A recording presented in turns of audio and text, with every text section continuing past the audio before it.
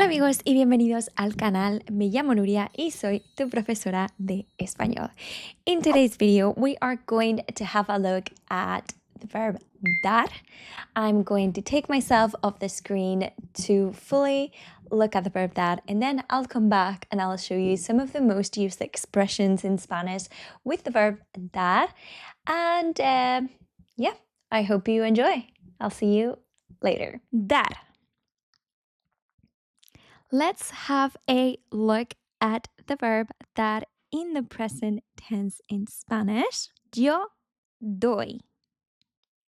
Tú das. Él, ella, da. Nosotros o nosotras damos. Vosotros o vosotras dais. Ellos o ellas dan.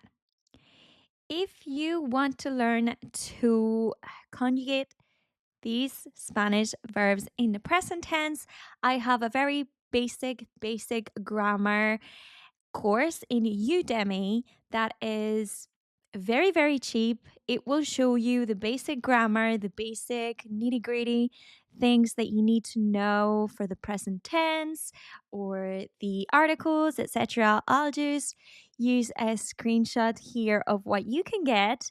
Usually the price fluctuates in the website, but it is very, very, very affordable. So if you're interested in how to create these tenses for regular verbs, it's all in there. And then we also review some irregular verbs like this verb dar. But anyway, let's continue with this YouTube video, and we're going to have a look at some vocabulary here. We're going to review it one by one, and then we will see the whole sentence. I've also put the meaning, i.e. the English translation, for you as well, so that you can review these on your own time. And remember that you can always download these exact sheets or presentation for you to review and study at your own time completely for free. So let's have a look at this vocabulary section here in the middle. Clases de español. So Spanish classes. Tu opinión sobre el libro. Let's have a look. Opinión, opinion in English, very similar. Libro, a book. So what can be something opinion, something book? So tú, your opinion, tu opinión, sobre, about, your opinion about the book. Buenos consejos. Consejo is advice. So buenos consejos in plural, good advice. Un paseo por el parque por las tardes. Right. Is there any words in there that you know? So tardes, evenings or afternoons. Parque, it's a park, very similar to English. And un paseo. Un paseo can mean a walk or a stroll or a dander around the park. So un paseo por el parque por las tardes. Walk or stroll in the park in the evenings or in the afternoons. Comida a los necesitados. So comida is food. Y a los necesitados is people in need. So food for people in need. And the last one is abrazos gratis. So gratis means for free. Y abrazos means hugs. So let's have a look at these sentences one by one. So yo doy clases de español. So I teach or give Spanish lessons. I'm missing a give there, but please forgive me. Tú das tu opinión sobre el libro. You give your opinion about the book. Él or ella da buenos consejos. Means he or she gives good advice. And just a reminder here, you can exchange the columns here. So, for example, I can say, él o ella da clases de español. Or I can say, yo doy buenos consejos. So I've put vocabulary here that is interchangeable so that you can create different sentences yourself or play about with them and then translate them. So let me know if you want the practice in the comments as well. You can give me and drop me a comment with a different combination than the ones that I've shown you in here. Nosotros o nosotras damos un paseo por el parque por las tardes. So we take a walk or a stroll in the park in the evenings/afternoons. Vosotros o vosotras dais comida a los necesitados. So you give food to people in need. And the last one, ellos o ellas dan abrazos gratis. So they give free hugs. Now let's have a look at how to make negative sentences in Spanish. So for these to happen, we're going to use no plus the verb dar. So let's have a look at a few examples. Again, to make these form, we're just going to add no before the verb. So no doy, tú no das, ella no da, and so on, as you can see in here. But let's have a look at the vocabulary like we did in the previous slide. So regalos en Navidad means presents in Christmas. Buenas explicaciones. So if you remember, we saw buenos consejos in the previous ones, which was, if you remember, good advice. And this one, it's very similar to English. So explicaciones, explanations. So very similar. Buenas explicaciones in plural, so good explanations. Importancia a los detalles. So detalles means details. Importancia, importance. So importance to details. Señales de estar cansados. So estar cansado means to be tired. Y señales, signs. So giving signs of being tired. Dar nada por sentado. This is like a phrasal verb or like a combination of words that the meaning is to take anything for granted. So dar por sentado. And the last one is dinero a desconocidos. So dinero is money y desconocidos is strangers. Okay, so let's have a look at them one by one and then we will go over some expressions with dar and more of these taken for granted kind of sentences. So, yo no doy regalos en Navidad. I don't give presents for Christmas or in Christmas. Tú no das buenas explicaciones. So you don't give good explanations. Él o ella no da importancia a los detalles. So he or she doesn't give importance to details or is not important about the details.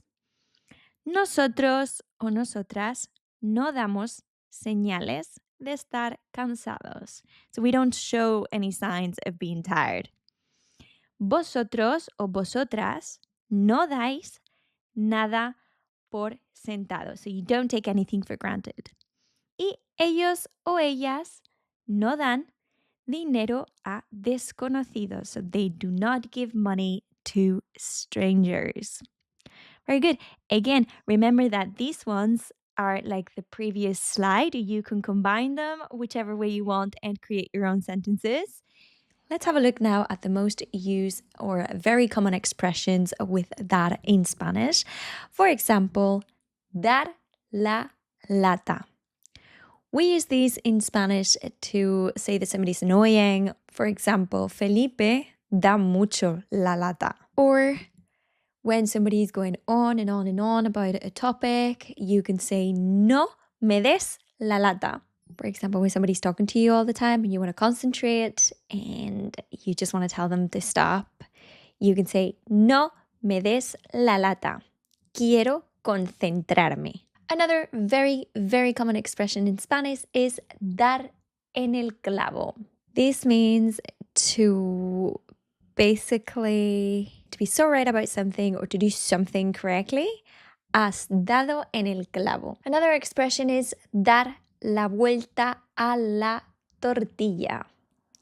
These mean to turn things around, change a situation or the topic. For example, in a match, when a team is losing, but then all of a sudden they're winning, that would be dar la vuelta a la tortilla. Another expression very, very used by me or people around me is dar la cara. To dar la cara is to confront a situation or to accept responsibility on something. Dar la cara. Another expression, which is in another video that I've posted, is dar gato por liebre, which means you are tricking somebody and giving them something that is not what you need to be giving them. Another expression is dar la talla, which means to be up for the expectations.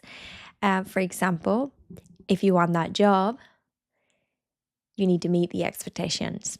So si quieres ese trabajo, tienes que dar la talla. Let's have a look at a few things and then we'll do a kind of a sum up of expressions with dar. So dar con, to find something or someone. Dar a, to give to someone. Dar something to someone. So dar a mi madre, I give to my mother.